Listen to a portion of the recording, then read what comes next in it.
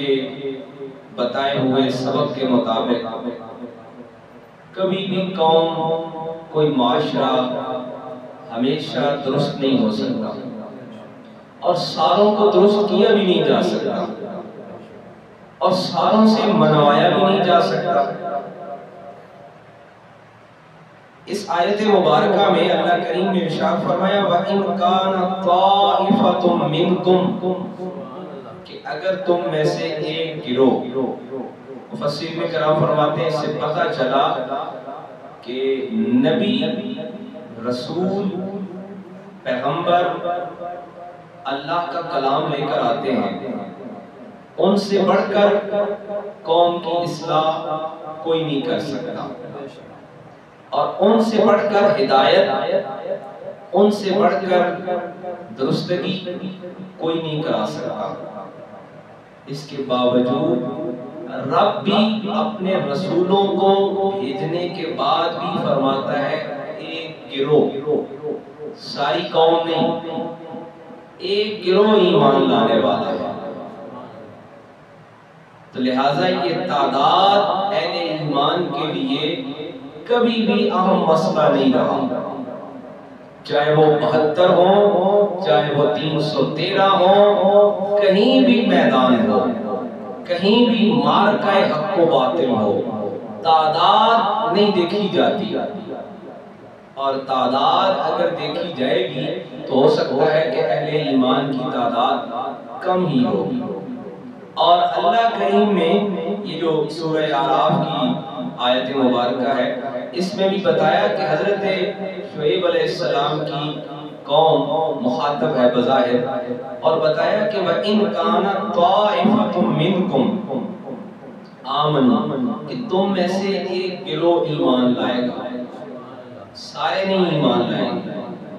تو لہٰذا کسی آج کے انسان کو اس بات کو ذہن میں نہیں لانا چاہیے کہ ہماری بات کو کتنے لوگوں نے سنا، سن کے کتنے لوگوں نے تسلیم کیا، ماننے کے بعد، تسلیم کرنے کے بعد کتنے لوگوں نے اس پہ عمل کیا، کہ رب کے بھیجے ہوئے برحق نبی اور رسول، ان پر ان کی ساری قوم، سارا شہر، سارا قبیلہ ایمان نہیں لاتا۔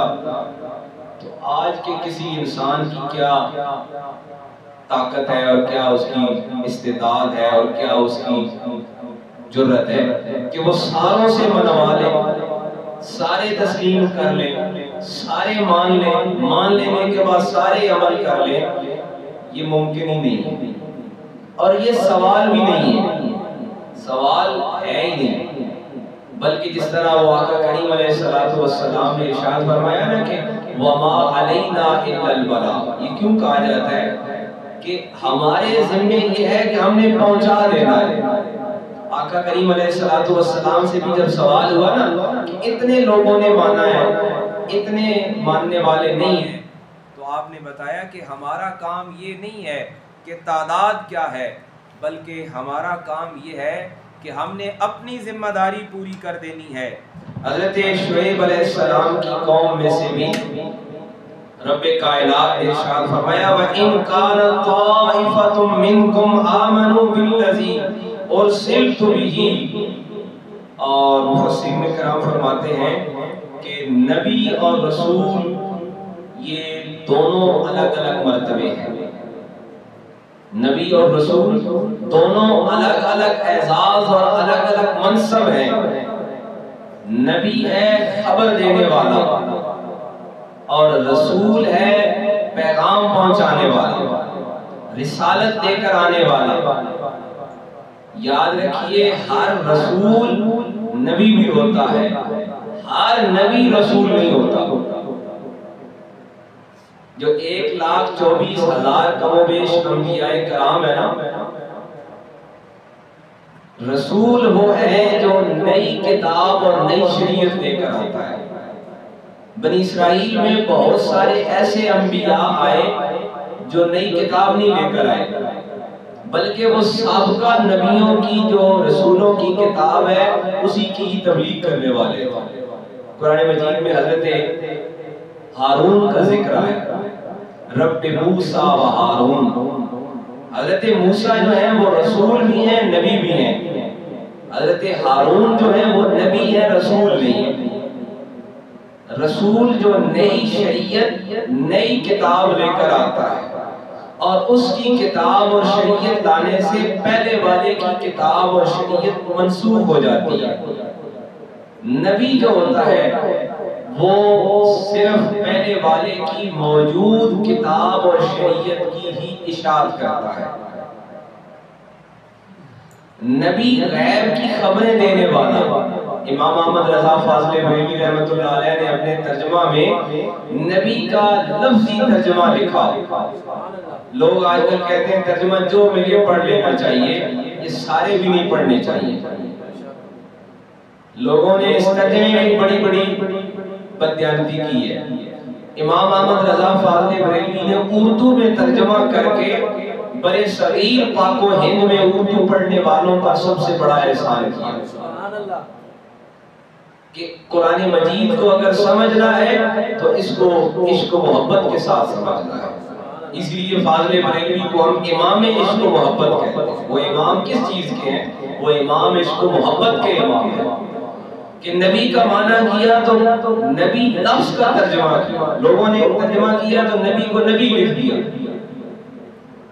اور بہت سارے کئی ایسے معاملات ہیں، ایسے کئی واقعات ہیں جہاں پہ اللہ کی ذات کے بارے میں اللہ کی ذات کے بارے میں ترجمہ میں کئی ایسی چیزیں موجود ہیں جو امام احمد رضا فاضل بریلوی نے اردو سمجھنے والوں کے لیے درست اصلاح دی ہے۔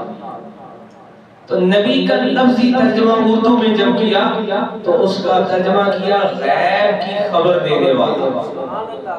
نبی ہوتا ہی وہی ہے جو غیب کی خبر بتائے۔ اب یہ عربی لغت کے اعتبار سے سب سے بہترین اور مستند ترجمہ ہے۔ اسی طرح رسول جو ہے وہ رسالت سے ہے، پیغام پہنچانے والا۔ مفسرین کرام فرماتے ہیں کہ جب اللہ نے اس کا استعمال کیا نا اپنی آیات میں، تو جس طرح عربی زبان میں معنی الگ الگ ہے، اسی طرح ان دونوں لفظوں کو بھی الگ الگ استعمال کیا۔ اس آیت مبارکہ میں اللہ کریم نے اس لفظ کو کیسے استعمال کیا؟ وَإِن كَانَ طَائِفَةٌ مِّنكُمْ آمَنُوا بِالَّذِي أُرْسِلْتُ بِهِ، رسول تمہارے پاس رسالت لے کر آیا ہے۔ نبی ہوتا ہے تو وہ صرف خبریں دیتا ہے، رسول ہوتا ہے تو وہ ساتھ شریعت بھی ہوتی ہے، طریقت بھی ہوتی ہے، کتاب بھی ہوتی ہے، نیا دین ہوتا ہے، نیا مذہب ہوتا ہے۔ اللہ کریم نے ارشاد فرمایا کہ جب تم میں سے کوئی گروہ ایمان لائے تو وہ کیا کرے؟ آمنوا بالذی ارسلت بہ، جو کچھ تمہاری طرف رسول لے کر آیا ہے اس سارے کو مان لے۔ اسی کو قرآن مجید نے دوسرے مقام پر بتایا کہ منافقین مدینہ نے کہنا شروع کیا تھا آقا کریم علیہ السلام کے بارے میں کہ ہم بھی اللہ کو مانتے ہیں، ہم بھی قیامت کو مانتے ہیں۔ وہ اس طرح کہتے ہیں کہ ہم بھی یوم آخرت کو مانتے ہیں، ہم بھی اللہ کو مانتے ہیں۔ اب یہ کہہ کر وہ درمیان سے چھوڑ کیا جاتے ہیں؟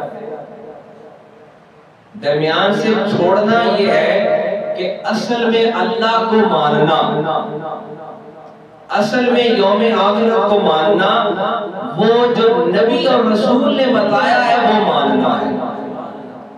اسی لیے جب حضرت موسیٰ اور حضرت ہارون کا ذکر آ گیا تو قرآن مجید میں یہ لفظ استعمال کیا کہ جو امت ایمان لانے والی ہے اس نے کہا کہ ہم رب موسیٰ و ہارون، ہم اس رب کو مانتے ہیں جو موسیٰ اور ہارون نے بتایا ہے۔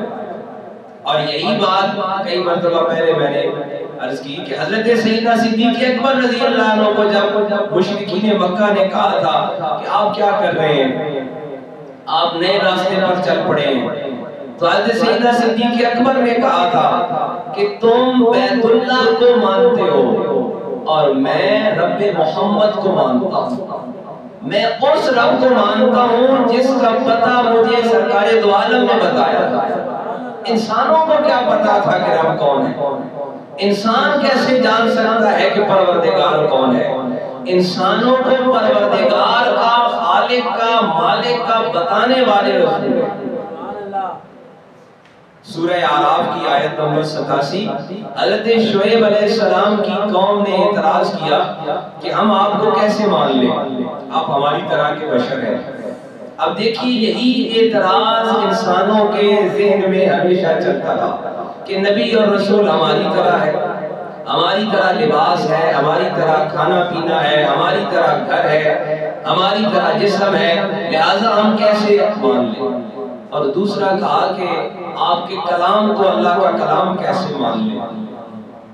اللہ کریم نے ارشاد فرمایا وَإِن كَانَ طَائِفَةٌ، ایک گروہ جو ایمان لائے گا، ہمیں تعداد سے غرض نہیں ہے، تعداد کم ہونی چاہیے مگر خالص ہونی چاہیے۔ قرآن مجید میں اللہ کریم نے ارشاد فرمایا نا الا للہ الدین الخالص، اللہ کے ہاں وہ ہیں جن کا دین خالص ہے۔ وہ تعداد میں تھوڑے بھی ہوں، وہ 72 بھی ہوں تو وہ بڑے ہیں، وہ 313 بھی ہوں تو بڑے ہیں، وہ چند بھی ہوں تو بڑے ہیں۔ اور جب دیکھیے نا آقا کریم علیہ السلام نے مکہ سے ہجرت کی تھی، کئی 100 تلواریں تھیں، اور اس سفر میں آقا کریم علیہ السلام کے ہم سفر ایک جناب سیدنا صدیق اکبر تھے۔ اب بظاہر تو عقل والوں نے کہا ہم نے خاتمہ کر دیا ہے، رب کریم فرماتا ہے وَإِن كَانَ طَائِفَةٌ مِّنكُمْ، ہمیں تعداد سے غرض نہیں کہ سارا معاشرہ مان لے، ساری قوم مان لے، سارا ملک مان لے، منکم طائفتم، تمہارے میں سے کوئی ایک گروہ مانے، ہاں لیکن جو مانے آمنو بالذی ارسلت بہ، وہ کیا کرے کہ وہ جو رسول کی طرف بھیجا گیا ہے، شریعت ہے، طریقت ہے، دین ہے، مذہب ہے، کلام ہے، وہ سارے کو مان لے۔ ارسلت بہ، جو کچھ رسول لے کر آئے وہ سارا مان لے۔ منافقین مدینہ نے آقا کریم امام الانبیاء صلی اللہ علیہ وآلہ وسلم کے ساتھ کیا کیا؟ وہ کہتے ہیں ہم اللہ کو مان رہے ہیں، ہم یوم آخرت کو مان رہے ہیں۔ انہیں بتایا گیا یہ ماننا نہیں ہے، انہیں کہا گیا ادخلوا فی السلم کافہ، دین میں اگر آنا ہے، پیروی اگر کرنی ہے، پھر پورے داخل ہو جاؤ۔ کسی نے کہا کہ ہم نماز پڑھ لیں گے، ہم جہاد میں نہیں جائیں گے، کسی نے کہا ہم نماز پڑھ لیں گے، ہم زکوٰۃ نہیں دیں گے۔ انہیں کہا گیا نہیں، آمنوا ادخلوا فی السلم کافہ، کہ اگر ایمان میں داخل ہونا ہے، یہ شہادت گاہے الفت میں ہے قدم رکھنا، لوگ آسان سمجھتے ہیں مسلمان ہونا، یہ شہادت گاہے الفت ہے، یہاں گھر بھی دینا پڑتا ہے، یہاں مال بھی دینا پڑتا ہے، یہاں گردن بھی دینا پڑتی ہے، اور یہاں سب کچھ لٹانا پڑتا ہے۔ کچھ لوگوں نے کہا نہیں ہم زکوٰۃ نہیں دیں گے، مال نہیں دیں گے۔ مال ہمیں بڑا عزیز ہے، ہر انسان کو بڑا پیارا ہوتا ہے مال و دولت۔ رب کریم نے ارشاد فرمایا انہیں بتا دیجئے ہمیں تعداد سے غرض ہی نہیں ہے، کسی قوم سے ہمیں تعداد کی غرض نہیں رہی ہے۔ حضرت نوح علیہ السلام کا ہم نے پچھلے آیات میں رکوع میں پڑھا کہ کئی 100 سال کی تبلیغ کے بعد 80 سے 85 لوگ ایمان لانے والے ہیں۔ حضرت شعیب علیہ السلام کی قوم اعتراض کرتی ہے ہم آپ کو نبی نہیں مانتے، آپ ہماری طرح کے بشر ہیں، لباس ہماری طرح ہے، کھانا ہماری طرح ہے، جسم ہماری طرح ہے، ہم آپ کو کیسے مان لیں؟ رب فرماتے ہیں وَإِن كَانَ طَائِفَةٌ مِّنكُمْ، ہمیں تعداد سے تو غرض ہی نہیں ہے کہ کتنے لوگ آئے ہیں، طَائِفَةٌ مِّنكُمْ، پوری قوم نہیں، پورا معاشرہ نہیں، پورا شہر نہیں۔ اب کچھ مفسرین کرام نے لکھا کہ حضرت شعیب ایک شہر کی طرف بھیجے گئے، مدین ایک شہر تھا۔ مفسرین کرام نے لکھا کہ اگر مدین ایک بستی تھی، ایک شہر تھا، تو رب نے فرمایا ہمیں سارا شہر نہیں چاہیے، سارے ایمان والے چاہیے نہیں، اور سارے کبھی ایمان لا سکتے ہی نہیں۔ وَإِن كَانَتْ طَائِفَةٌ مِّنكُمْ، ایمان والے تھوڑے ہوتے ہیں، طائفتم گروہ، رب کریم نے الگ گروہ فرمایا، آمنوا بالذی ارسلت بہ، ہاں لیکن جو ایمان لائے نا وہ پھر نام کا ایمان نہ لائے، وہ پھر ایمان ایسا لائے اور سلت بھی، جو کچھ وہ لائے ہیں اس کو مانے۔ اور جیسے میں نے عرض کیا کہ یہ آدھا ماننا نہیں ہوتا، ماننا مکمل ماننا ہوتا ہے۔ جیسے کچھ لوگوں نے کہا تھا آقا کریم امام الانبیاء صلی اللہ علیہ وسلم کے سامنے ہم بھی مانتے ہیں، جہاد کا حکم ہوا، انہوں نے کہا نہیں نہیں جہاد تو ہم نہیں مانتے، ہم صرف نماز مانتے ہیں، ہم تو صرف یہ مانتے ہیں کہ بس ہم تسبیح پڑھ لیں گے، نماز پڑھ لیں گے، ذکر کر لیں گے، جہاد تو مشکل ہے، یہ ہم نہیں مانتے۔ رب کریم فرماتا ہے کہ ہم نے ہر قوم سے یہ تقاضا کیا ہے، ہر نبی کی قوم کی طرف یہ پیغام بھیجا ہے کہ ہمیں تھوڑے چاہیے جو ایمان لائیں اور صلت بھی، لیکن جو ایمان لائیں وہ جو کچھ ان کی طرف لایا گیا اس سب کو مانیں۔ اور یہی، اور دوسری بات یہ کہ جیسے مشرکین مکہ کے ہاں کچھ یہ تھا کہ وہ کہتے ہیں کہ یہ الگ کرنا کیا ہے، ہمارا ایک ہی ہے۔ آقا کریم امام الانبیاء نے جب اپنی دعوت کا آغاز کیا تو کچھ لوگوں نے یہ کہنا شروع کیا ہمارا ایک ہی ہے، ہم بھی کعبہ کو مانتے ہیں، آپ بھی کعبہ کو مانتے ہیں، ہمارا ایک ہی ہے۔ تو آقا کریم علیہ السلام کے غلاموں نے بتایا، جناب سیدنا صدیق اکبر نے بتایا کہ میں تو رب محمد کو مانتا ہوں۔ اور یہ لفظ بھی کوئی نئے لفظ نہیں تھے، بلکہ یہ لفظ بھی قرآنی لفظ ہے۔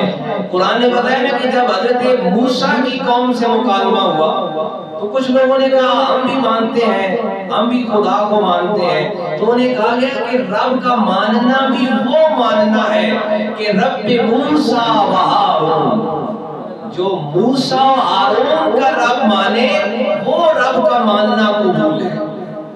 مشرکین مکہ نے کہا ہم بھی بیت اللہ کا طواف کرتے ہیں، ہم بھی حج کرتے ہیں، انہیں بتایا گیا کہ یہ طواف اور یہ حج قبول نہیں ہے، قابل قبول وہ ہے یہاں تک کہ رب کو ماننا بھی وہ والا ہے جو آقا کریم امام الانبیاء کا بتایا ہوا ماننا ہے۔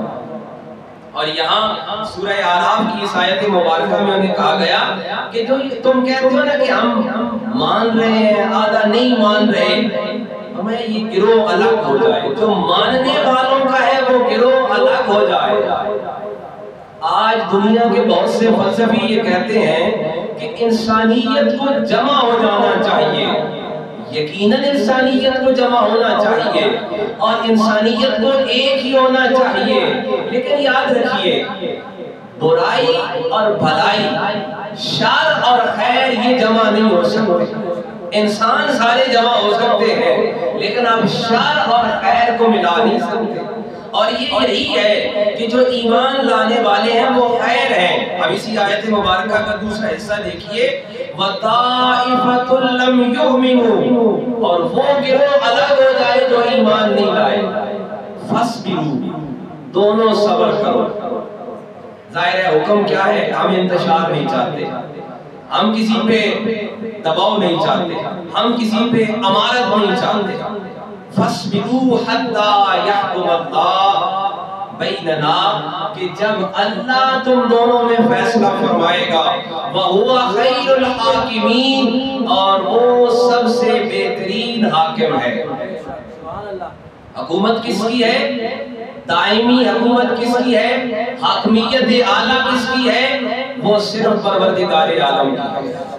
اور مفسرین کرام فرماتے ہیں، صوفیاء کرام فرماتے ہیں کہ یہ جو حضرات انبیاء کرام ہیں نا، ان کو رب نے ہمارا روحانی حکم بنایا ہے، منصف بنایا ہے، فیصلہ کرنے والا بنایا ہے، اس لیے کہ اس کائنات عرضی میں ایک نفسوں کی حکومت چل رہی ہے، بندوں کی گن کر لوگ حکومت کرتے ہیں، اور ایک روحانیت کی حکومت چل رہی ہے۔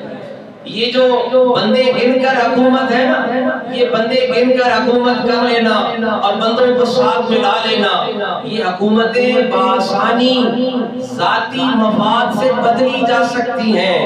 آپ کسی کی ہمدردیاں حاصل کر سکتے ہیں، بدل سکتے ہیں، لیکن وَهُوَ خَيْرُ الْحَاكِمِينَ، جو سب سے بہترین حاکم ہے وہ روحانی دنیا کی وہ حکومت جس کو دلوں سے، جس کی حکومت دلوں پر ہوتی ہے، اور حضرات انبیاء کرام اور صوفیاء کرام اولیاء اللہ اہل اللہ کا طریقہ کیا ہوتا ہے کہ وہ دلوں پر حکومت کرتے ہیں۔ وہاں نفسوں کی اجازت نہیں ہوتی، وہاں دل مائل ہو جاتے ہیں، اور وہاں دلوں پر اجارہ داری ہوتی ہے، دلوں پہ حکومت ہوتی ہے۔ حاضرین مکرم، حضرت شعیب علیہ السلام کی قوم کہتی ہے کہ ہم آپ کو نہیں مانتے۔ رب کریم نے فرمایا ہمیں زیادہ ماننے والے چاہیے نہیں، ہمیں ایک گروہ چاہیے، لیکن وہ ایسا چاہیے کہ جو ساری باتیں ماننے والا۔ اب یہ بظاہر حکم حضرت شعیب علیہ السلام کی قوم کے لیے تھا، صدیاں گزر گئیں، زمانے بیت گئے، اور رب کریم نے قرآن مجید کی آیت قیامت کی صبح تک محفوظ کر دی کہ رب کریم کی بارگاہ میں دونوں گروہ الگ الگ ہیں۔ انسان اپنی نوع کے اعتبار سے، اپنی جنس کے اعتبار سے آپ کہہ سکتے ہیں کہ ایک ہے، لیکن خیر اور شر کو، برائی اور بھلائی کو کبھی آپ ایک ساتھ نہیں کر سکتے، جرم کو اور ایک جو معصوم ہے اس کو آپ کبھی اکٹھا نہیں کر سکتے۔ لہٰذا رب کریم نے فرمایا کہ وہ گروہ الگ ہو جائے جو ماننے والوں کا ہے، اور جو نہیں ماننے والوں کا وہ گروہ الگ ہو جائے۔ جو ماننے والے ہیں ان کے لیے پیغام یہ ہے، آمنوا بالذی ارسلت بہ، جب تمہارا دعویٰ یہ ہے کہ تم ایمان والے ہو تو اب یہ کرو کہ جو کچھ رسول لائے ہیں اس سارے کو مان لو، اس سارے پر سر تسلیم خم کر لو۔